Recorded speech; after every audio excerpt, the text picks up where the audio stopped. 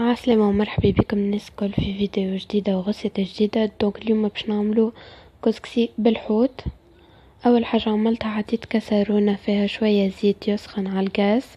كيف سخن الزيت حطيت بصل قصيته غوندوليت كما قاعدين تشوفوا، وخذيت كعبة طماطم قشرتهم وقصيتهم جويدين نخليوهم يتقلاو. زدتهم شوية ثوم قشرته وهرسته وزدته للبصل والطماطم ونخليهم يتقليو كما قلت لكم. دونك كيف يبدأ كما نقولوا الزيت قاعد يغلي نحطوا مغرفة طماطم معجونة، شوية كمون، تابل،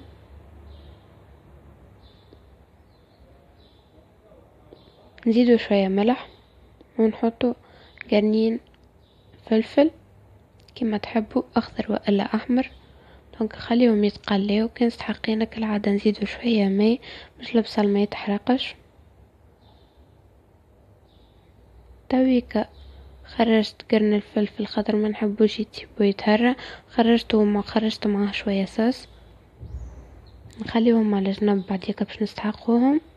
تويكا نمرق الصوص متاعي دوب ما هي تبدا تغلي باش نحط الحوت. انا باش نحط كنا ريوس اكاها وباش نشوي البقية. دونك فما شكون على خاطر ما يحبش ياكل الحوت طيب في المرقة ديك علاش باش نشوي على جنب. انا استعملت 3 كعبات دوراد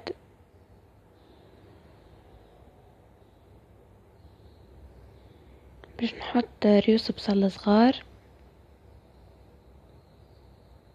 انا حطيت 3، تنجموا تحطوا قد ما تحبوا تنجموا تحطوا زيادة. نحب نفكركم اللي المرقة ما لازمهاش تكون تغلي، معناها ما لازمهاش تكون تغلي برشا على خاطر اكيكا الحوت يتحل. دونك باش نخليوه على نار هادية. وانا زدت طريف قرع احمر، انا ما حطيتش كان طرف واحدة خاطر مش محبوب برشا.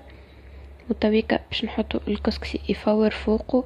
هذايا بالنسبة لي انا خديت هذايا الكونتيتي متاع الكسكسي، حطيت عليها مغرفة زيت ونخلط. دونك تفوروه نورمال، كل مرة تخلطوه بالماء وترجعوا تفوروه نخلطوه معناه بطريقة عادية. هذاش حبيت نقول. دونك من بعد ما يكمل يتفور الكسكسي متاعكم تخلطوه بالصوص وتحطوه تزينوه.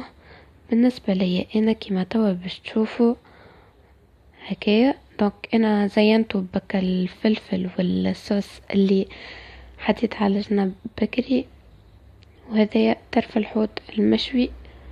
دونك فوالا بالنسبة للغشة متاع اليوم. ان شاء الله تكون عجبتكم، وكان عجبتكم تنسيوش تعملوا جيم اي سابوني في الشين يوتيوب.